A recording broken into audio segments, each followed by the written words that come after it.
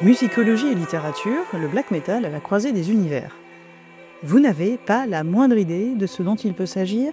C'est normal. Il y a 3 termes que vous n'êtes peut-être pas habitué à voir accolés, à savoir black metal, littérature, musicologie. Et pourtant, dans le cadre du OFF de l'édition 2024 des Ceysac Metal Nights, événement métal organisé en octobre à Sauveterre de Guyenne en Nouvelle-Aquitaine, était programmée une rencontre à la médiathèque, que je remercie pour son accueil chaleureux. Avec Vincent Ferrara-Autran, docteur en art et auteur d'un mémoire de master en musicologie intitulé « Inventaire du black metal, rétrospective et perspective », nous partons à la rencontre de la structure théorique du black metal, de ses références musicales et littéraires, ainsi que de sa richesse plurielle. Autant dire qu'il y a beaucoup à dire, et bien plus que nous-mêmes, amateurs et amatrices de musique extrême, ne l'aurions pensé au premier abord. Il en ressort un échange riche, nourri, intense, qui aurait pu se prolonger longtemps, très longtemps. Merci à Sébastien de nous avoir confié cette matinée culturelle, Sébastien qui a introduit la conférence en rappelant le comment du pourquoi de cet événement annuel qu'il a créé et porte chaque année. Il y a quelques fluctuations de son que je ne suis pas parvenue à rétablir à la post-production. Ce sont les aléas du direct un samedi matin entre 2 soirs de concert. Boucalichous est un podcast faisant partie du label Podcut. Je vous mets le lien dans la bio. Merci à Cedrune, dont la musique habille cet épisode. Bonne écoute et bonne découverte dans l'univers du black metal. Bienvenue à tous, donc bienvenue au OFF de Ceysac. C'est la 3e année, donc c'est la 5e édition, c'est la 3e année que nous faisons des OFF ici à la médiathèque. On va raconter l'histoire, mais le but c'est un peu d'ouvrir ce festival et le métal à un plus large public sur le principe d'une conférence gratuite et d'un concert également gratuit. Donc après, je vais pas raconter ma vie, mais pour le OFF, c'était très très important. J'en ai fait, par exemple, il y a 2 ou 3 ans j'ai fait moi-même une conférence. Alors, je vous déconseille de faire des conférences lors d'un événement qu'on organise. C'est un peu chaud. Mais je voulais faire une conférence sur les stéréotypes autour du métal. Comme le métal était une histoire d'homme blanc, que c'était aussi une histoire d'Européens. J'ai essayé de multiplier ça. L'année dernière, dans le cadre effectivement de Ceysac numéro 4, avec l'arrivée de The Greater Ones, on a fait une conférence sur la relation entre BD, littérature et Lovecraft. Et donc là, on va continuer dans cette évolution-là. Alors, vous savez peut-être que, et ça a du sens d'autant plus qu'il y a 2 membres de l'équipe Core & Co, que depuis maintenant 5 ans, je suis chroniqueur black metal pour Core & Co, et il n'y aurait pas eu cet événement, il n'y aurait pas eu ce festival, si ça n'avait pas commencé en tant que chroniqueur il y a 5 ans, avec un doux fournon. Alors, je m'appelle Sébastien Durand, on va dire que c'est pas très sexy en tant que naming, d'autant que je suis enseignant, donc il a fallu que je me trouve un surnom, et dans mes études d'histoire, j'ai retrouvé la trace d'une réforme grecque de l'Antiquité qui s'appelle la Césactéia, qui veut dire le rejet du fardeau, et donc je l'ai mis au masculin, donc c'est du Césactéion, et comme c'est super chiant à prononcer, les copains de Core & Co m'appellent Ceysac, et quand il a fallu trouver un naming, mon fils m'a dit que la Ceysac Metal Night, ça pouvait être cool, et donc c'est devenu un petit peu ainsi, quoi. Et donc, parce que Ceysac, parce que c'est un nom qu'on aime à mal prononcer.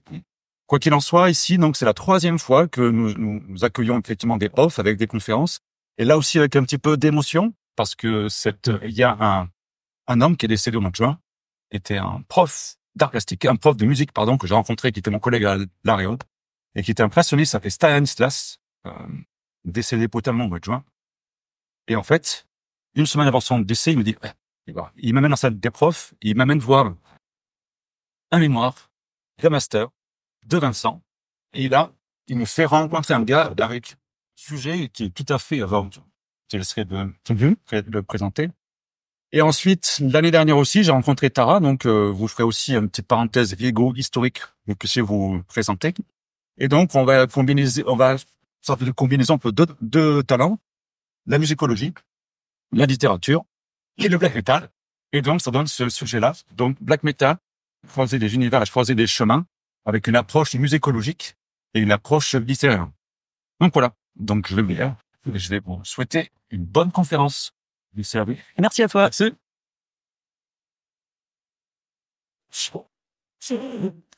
Donc merci Sébastien pour cette introduction. Merci aussi à la médiathèque. Merci à vous de vous êtes levé un samedi pour venir écouter des spécialistes émérites parler de littérature, musicologie et de black metal.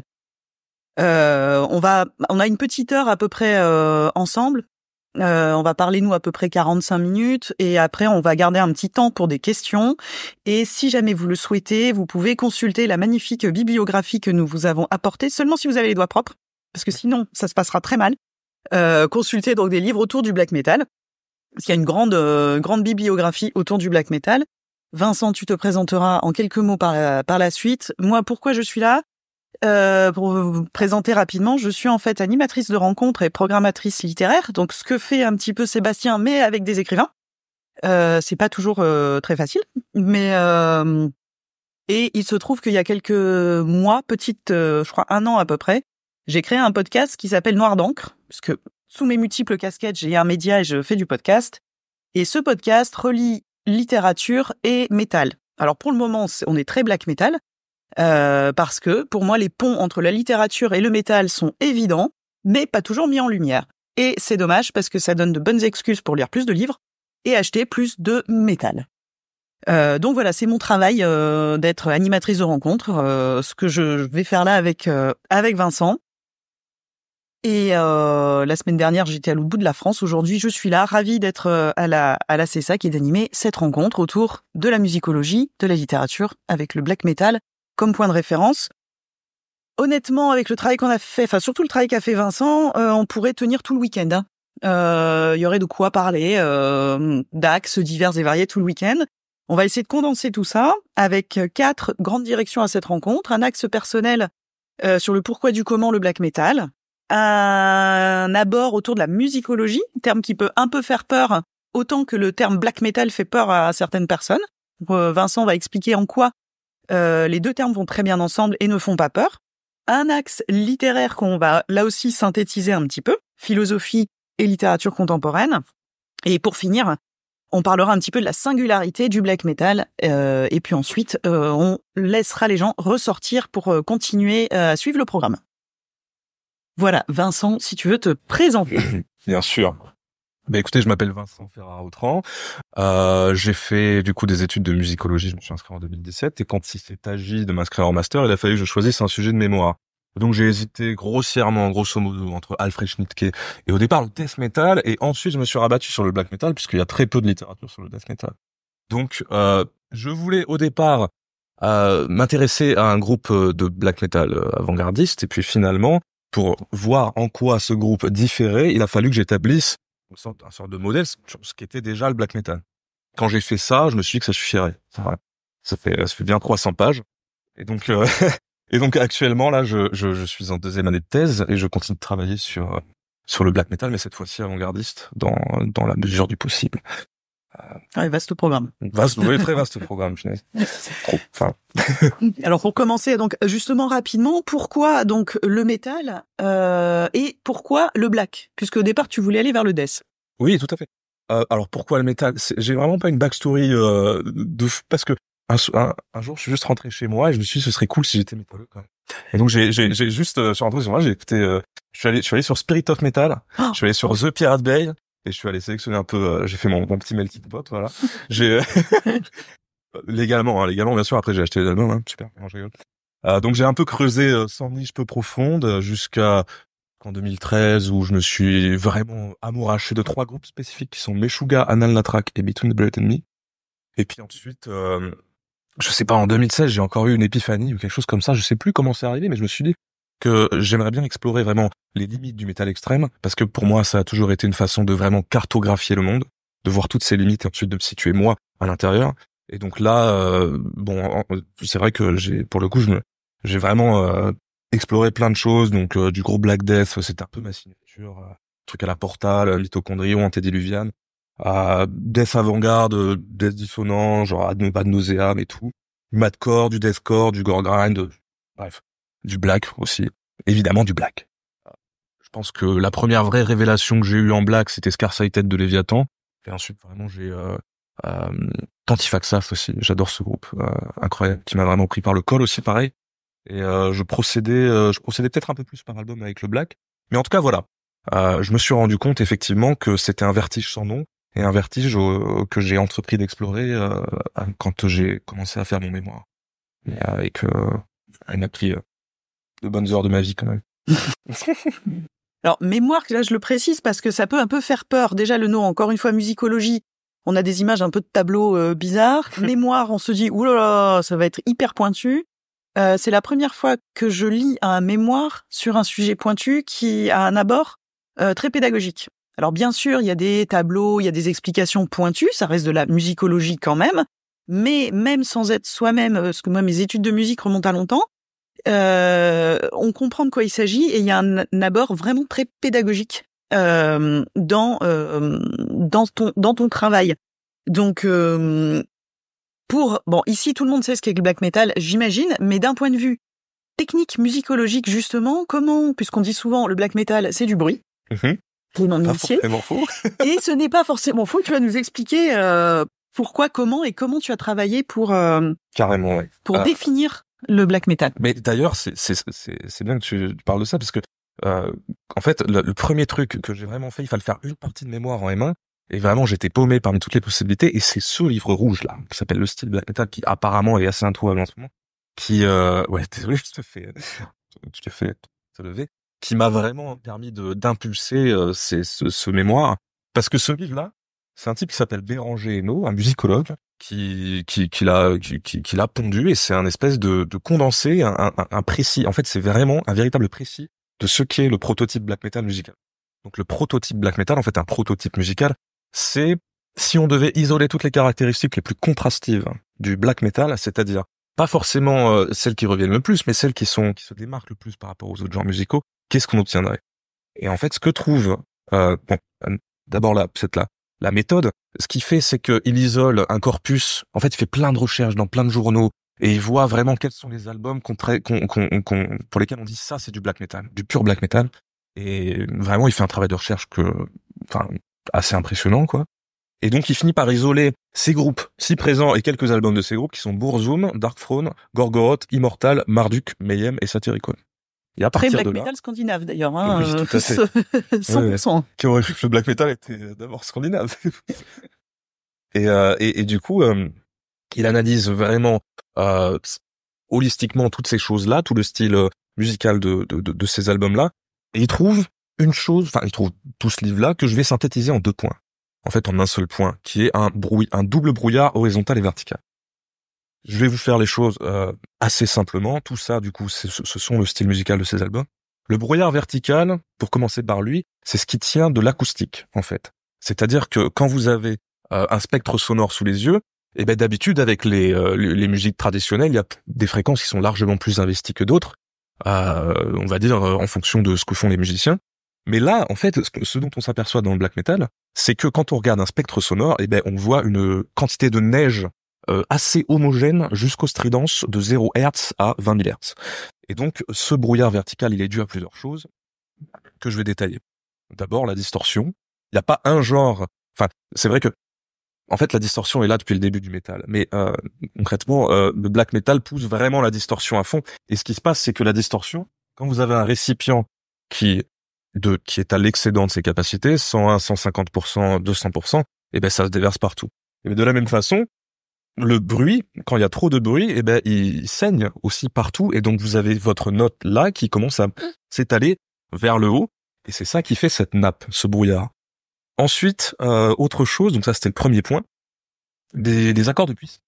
Alors les accords de puissance, c'est très intéressant, parce que en tant que tel, normalement, c'est pas un accord. Un accord de puissance, c'est normalement, ça s'appelle une quinte à vide. Et en fait, parce qu'un accord, normalement, c'est 3 sons, mais là, c'est 2 sons.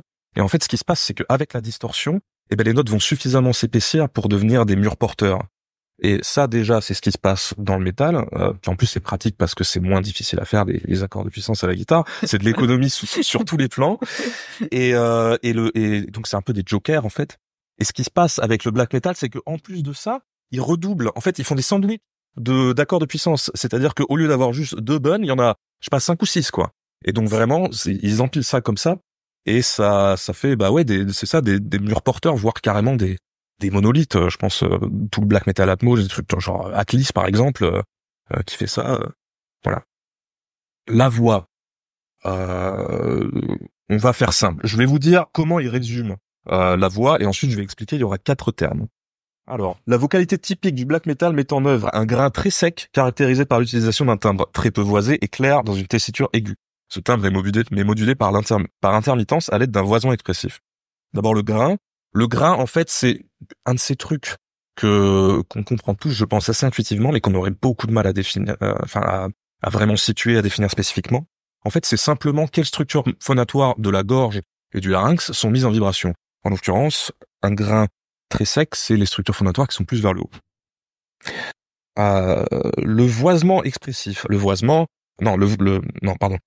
Très peu voisé, un timbre très peu voisé. Le voisement, c'est la quantité de bruit dans la voix.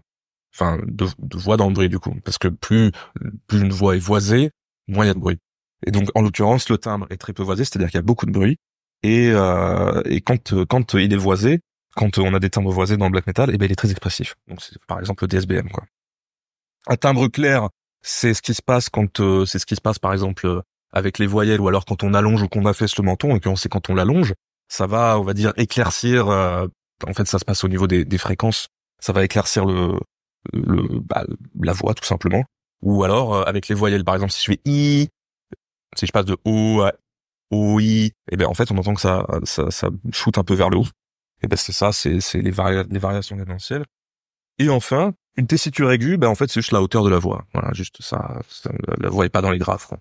Et donc, avec tout ça, je le redis, la vocalité typique du black metal met en œuvre un grain très sec, caractérisé par l'utilisation d'un timbre très peu voisé et clair dans une tessiture aiguë. Ce timbre est modulé par intermittence à l'aide d'un voisement expressif. La batterie, parce que la batterie, c'est poum poum poum poum poum sur le timbre, donc forcément verticalement. En fait, la batterie, les notes classiques, c'est des fréquences comme ça. Et la batterie, en fait, c'est des murs de bruit, concrètement. Donc, ça assure à fond le spectre sonore.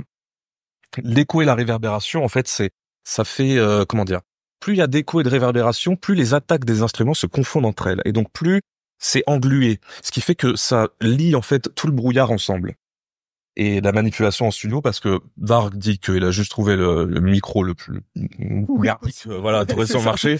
Mais en réalité, ce dont on se rend compte, c'est que si vraiment on fait rien pour alléger tout ça, on se retrouve avec quand même du black noise, ou quelque chose comme ça.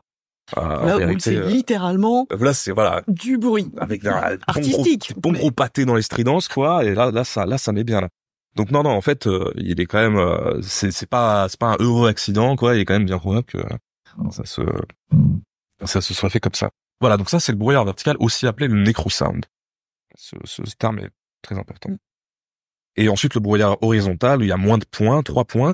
Le brouillard horizontal, du coup, toute la dimension horizontale, c'est ce qui est fonction du temps. Et donc on a 3 choses. On a la rythmique à la guitare, qui prototypiquement se fait par du tremolo picking sans palm muting. Donc on va pas étouffer les notes et on va faire un maximum, ce qui veut dire que encore une fois elles vont saigner ensemble. Elles vont être très engluées. Ça va faire une espèce de sentier bien pâteux, quoi, dans le spectre. Ça ça va bien avec le côté très rural souvent du black metal, on en parlera tout à l'heure. Mais ce qui est dingue, c'est que il y a tellement de champ lexical de la musique et qui peut s'appliquer à tout le reste du black metal. Le necrosound. À la batterie, en fait, avec la batterie, il se passe quelque chose de très intéressant, parce qu'on pourrait se dire que la vitesse, du coup, ça tient en haleine, mais en fait, ce qui se passe, c'est que au fur et à mesure que la batterie va de plus en plus rapidement,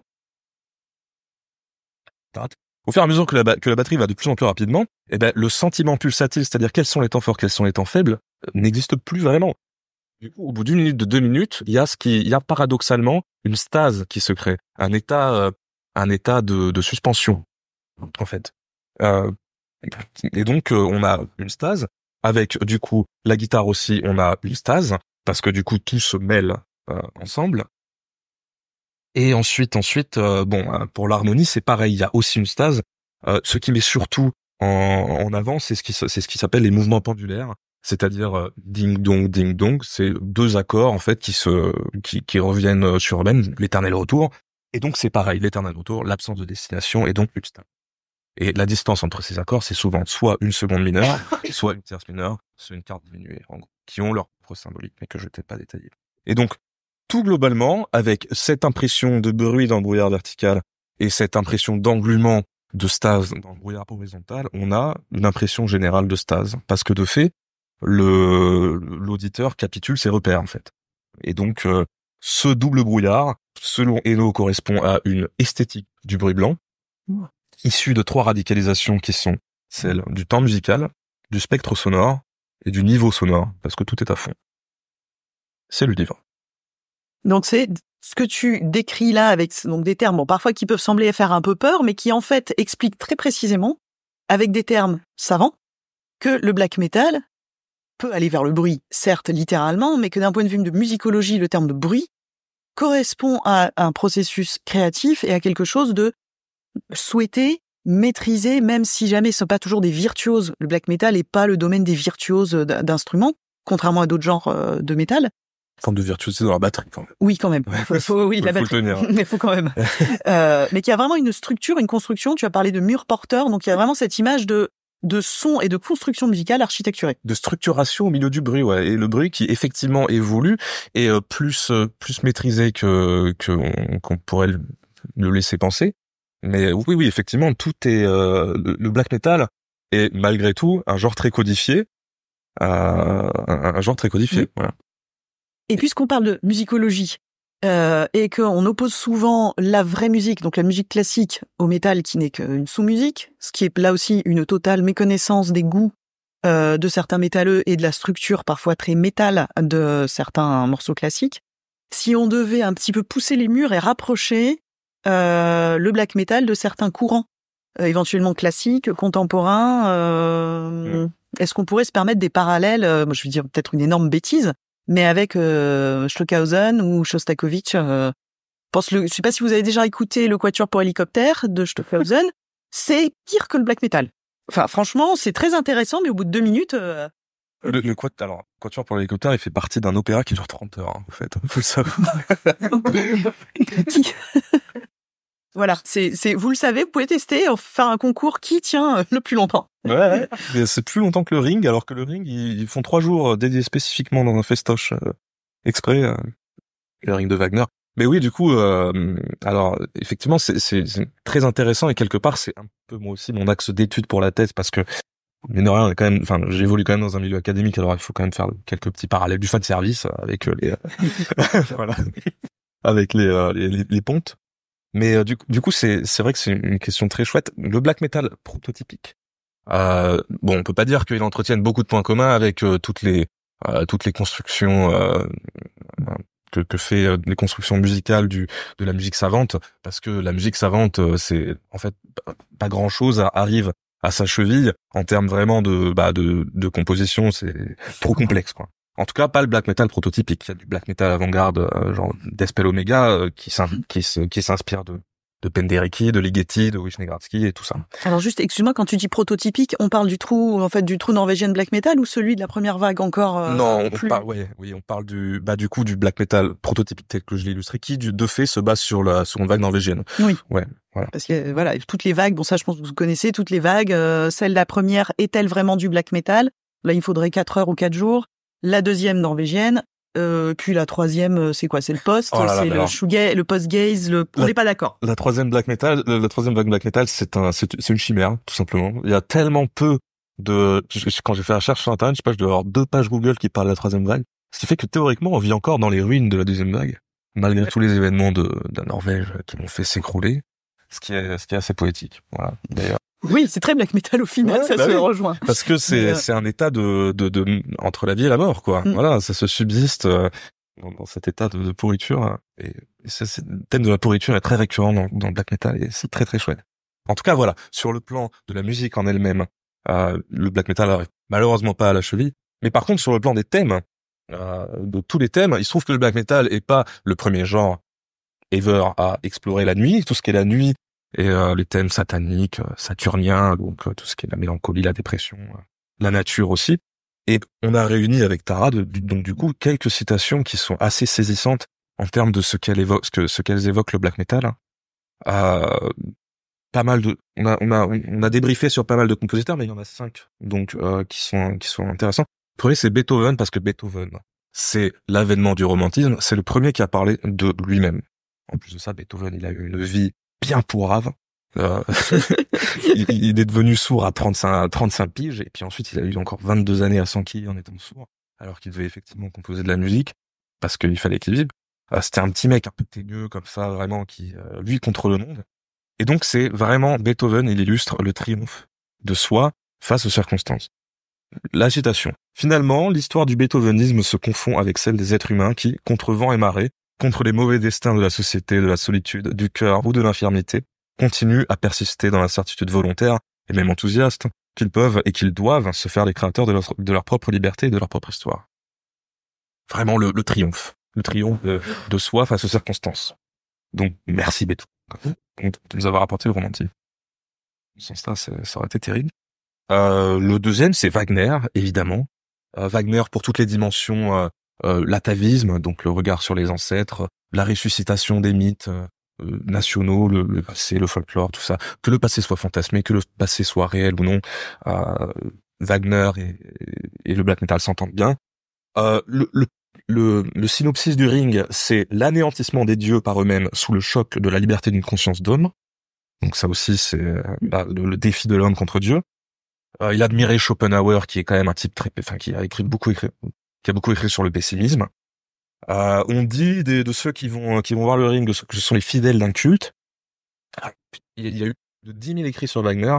Il paraît que c'est la deuxième personne après sur qui on a le plus écrit après Napoléon et le Christ. Et des trucs très et des trucs très ambigus, et Christian aussi. Des trucs très ambigus aussi. Et voilà. Et alors cette citation elle est incroyable parce que c'est Baudelaire qui parle de son expérience d'écoute de Wagner. Et ça c'est fou parce que vraiment quand j'ai lu ça, Baudelaire est, semble-t-il, le premier à témoigner avec les mots d'un grand écrivain de l'ébranlement causé chez l'auditeur par la force de la musique de Wagner. Il parle d'une musique ardente et despotique. J'avais subi une opération spirituelle, une révélation. Ma volupté avait été si forte et si terrible que je ne pouvais m'empêcher d'y vouloir retourner sans cesse. Dans ce que j'avais éprouvé, il entrait quelque chose de nouveau que j'étais impuissant à définir. Cette impuissance me causait une colère et une curiosité mêlées d'un bizarre délice. Pendant plusieurs jours, pendant longtemps, je me suis dit, où pourrais-je bien entendre ce soir de la musique de Wagner? C'est fou quand même. Ardent et despotique. Révélation, bizarre délice, curiosité. Moi aussi, je me demande où est-ce que je peux entendre du black metal ce soir. Ce soir. Ce soir, ça va. C'est parfait. Bon, c'est actuel finalement. Voilà, il recommande de puiser dans les légendes, les poèmes du Moyen-Âge, les chansons de geste, les romans de chevalerie. Wagner fait le taf, je pense.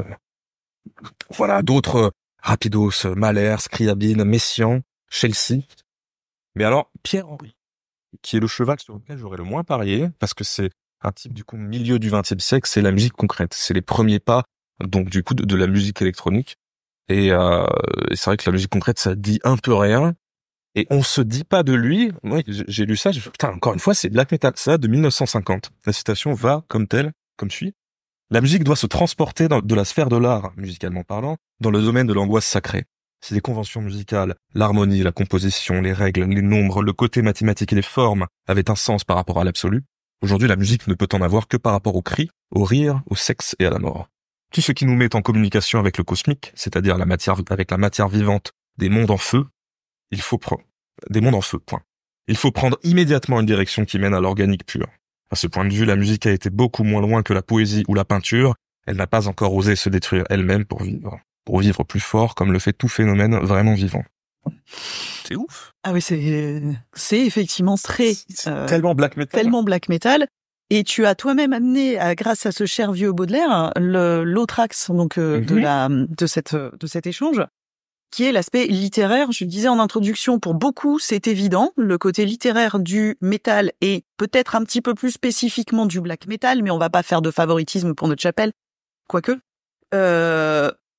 Pour d'autres personnes, c'est plus compliqué parce que les références sont parfois un peu cachées, d'autres sont carrément explicites, mais la littérature est au cœur du métal, que ce soit par certaines thématiques que tu as citées, la dépression, la solitude, la place de l'homme face aux dieux, face contre la société, thématiques que l'on retrouve dans le romantisme, quand même assez fortement, thématiques que l'on retrouve aussi dans la philosophie, puisque tu cites beaucoup de philosophes dans ton mémoires qui sont Nietzsche, Bakhtin et Hegel.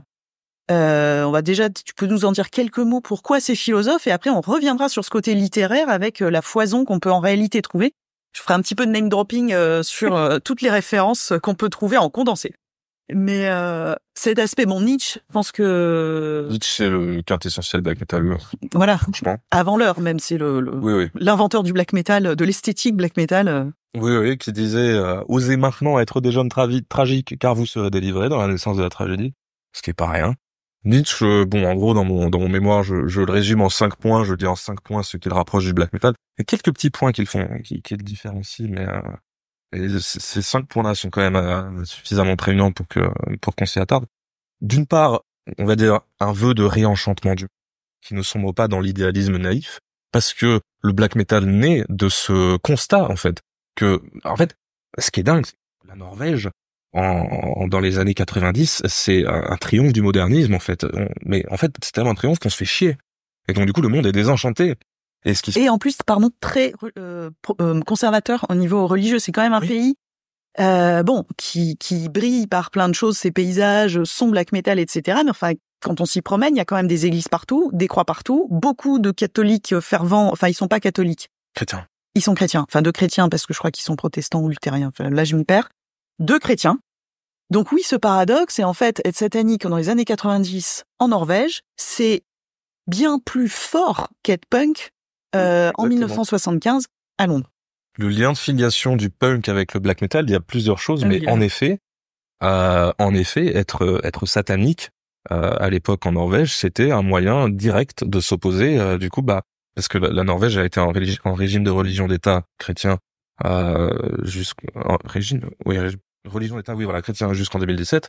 Donc effectivement, c'était un acte d'insubordination, le fait de. Oui, beaucoup plus fort que ce qu'on pourrait penser. En plus, nous, dans un pays, voilà, plus contestataire, provocateur, etc. Ce n'est pas à l'époque, ça n'était pas du marketing, ce n'était pas on va piocher dans ce qui choque. Il y avait du sens. Oui. Bon, après, ce qui a été fait, ça reste discutable. Voilà. Après, chacun, mais c'était une véritable contestation politique. Oui, et puis à l'époque, c'est vrai que il y avait pas de distance performative en quelque sorte, c'est-à-dire que les premiers black metaleux, quand ils brûlaient les églises, effectivement, oui, c'était que ce soit dans la musique ou dans la vraie vie, il y avait pas de différence en fait. C'était vraiment et du coup sur ce point de vue-là, effectivement, c'est on ne peut plus de la rébellion, c'est on ne peut plus contestataire. Voilà. Et nihiliste, pour revenir à Nietzsche quand même. Tout à fait, nihiliste. Nietzsche qui met en avant du coup la quête de puissance nécessaire que chaque homme doit mener par ce qu'il appelle la transvaluation des valeurs, c'est-à-dire la réévaluation des morales traditionnelles, pour en gros atteindre la souveraineté personnelle.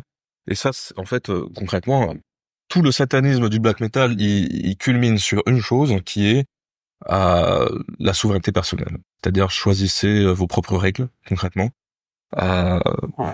Et d'ailleurs, très intéressant parce que tu peux pas vraiment louer Satan, parce que si tu loues Satan qui s'est détourné de l'autorité divine, parce que c'est un symbole absolu, Satan, le symbole de l'homme parfait, parce qu'il se détourne de l'autorité divine.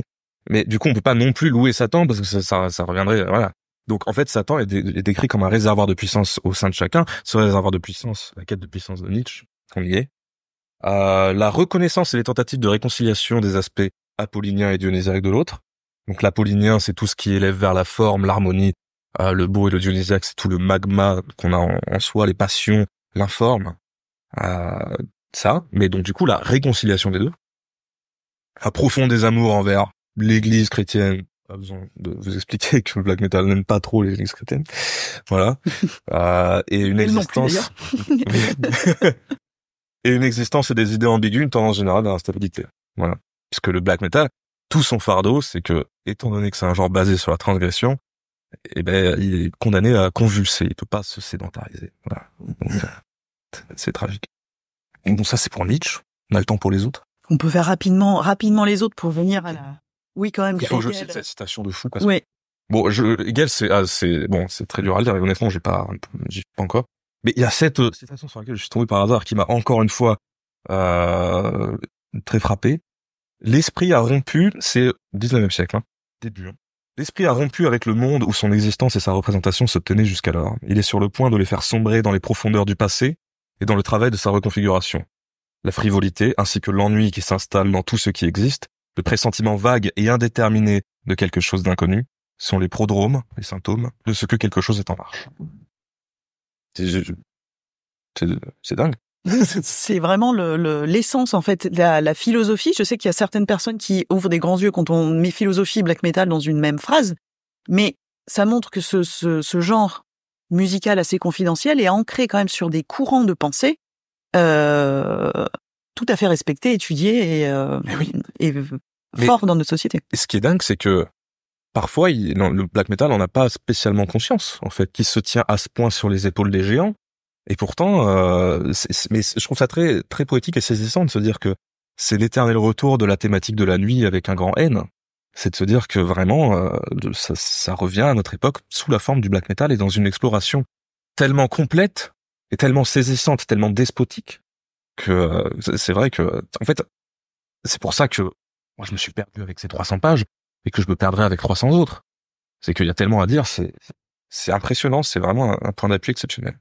Et on peut parler d'une autre œuvre. Alors que là, on sort un petit peu de la philosophie pour aller vers le côté plus littéraire classique. Mm-hmm. Est-ce qu'on peut dissocier le black metal de la pièce emblématique du Sturm und Drang, qui était donc les prémices du romantisme. Le Sturm und Drang, c'est le romantisme allemand, avec le Faust de Goethe, le mythe du pacte avec le diable, de tiraillement.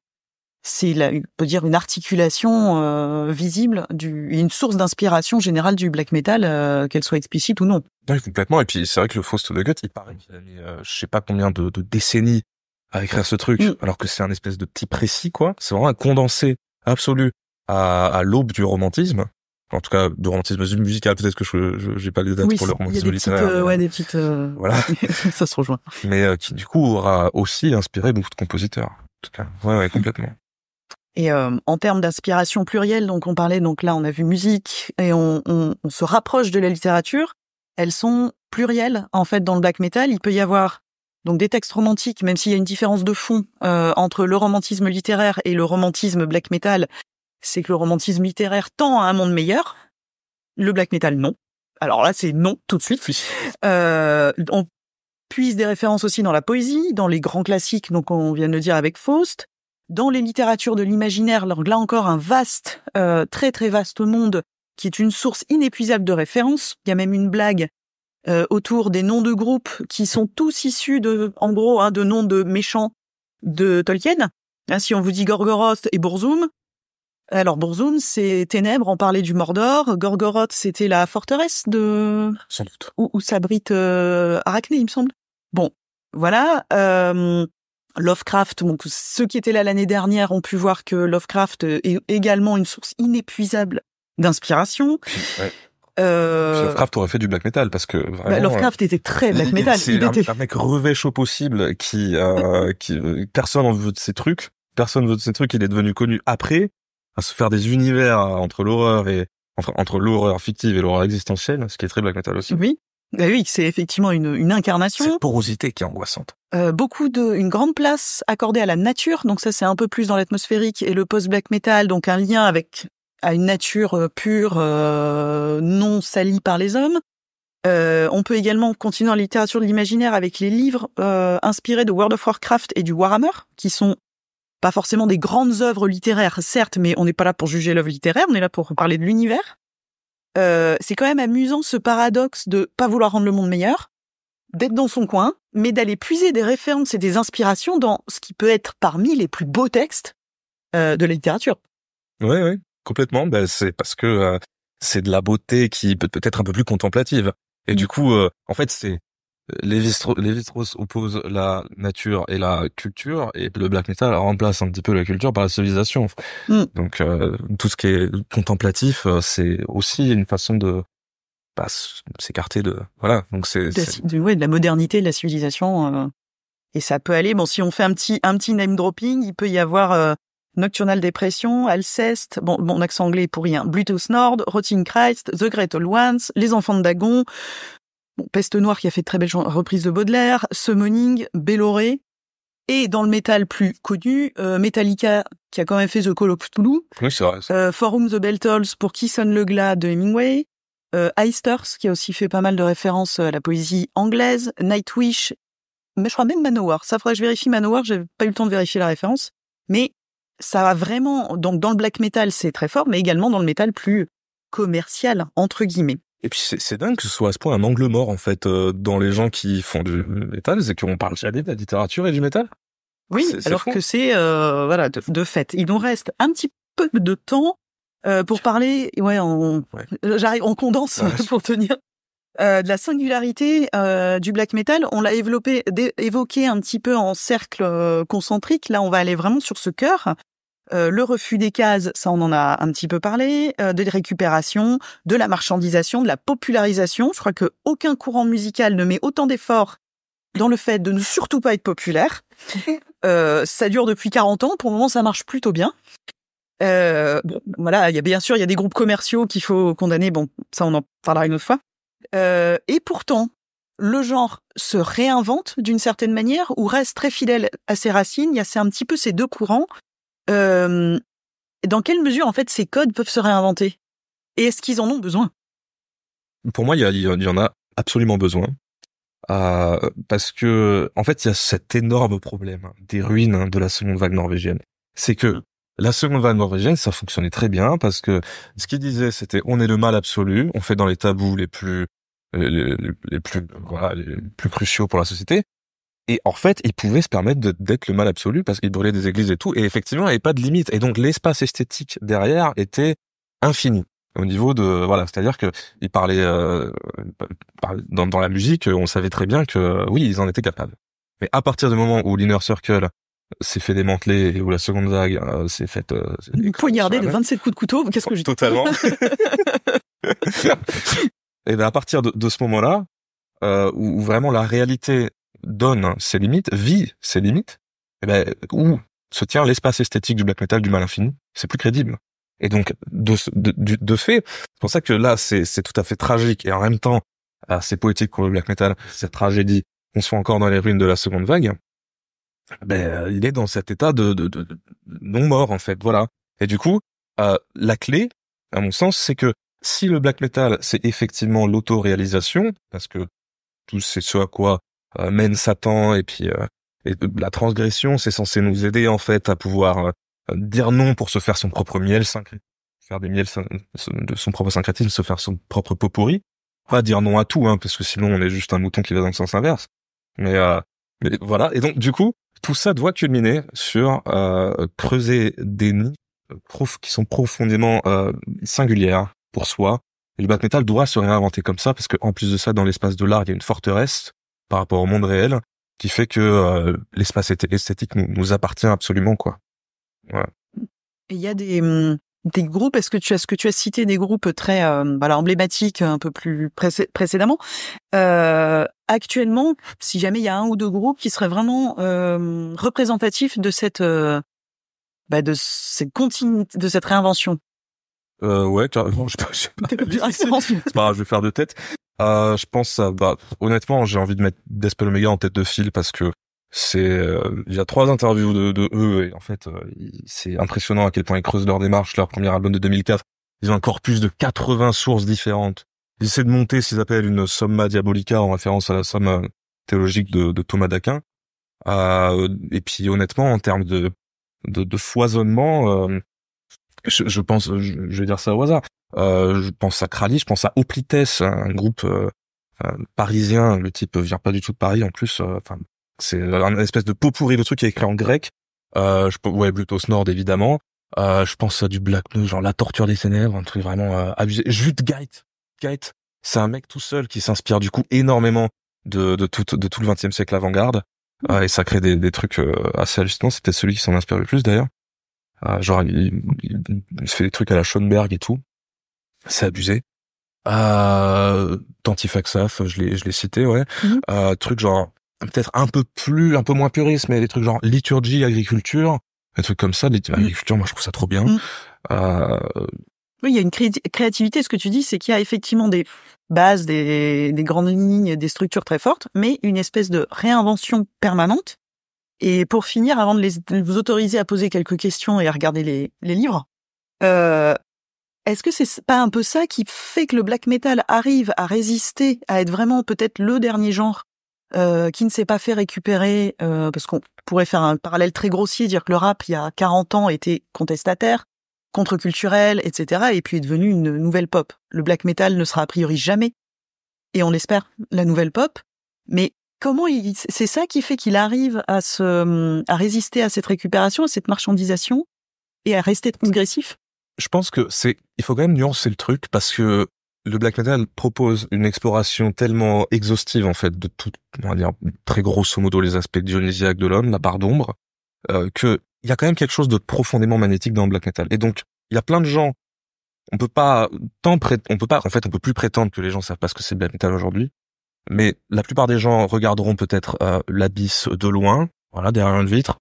Il y a encore une énorme différence entre pénétrer dans l'abysse véritablement et composer avec toute la, je veux dire la laideur, mais tous les obstacles musicaux propres au black metal, parce que en vrai, pour se faire véritablement à la voix black metal, faut y aller.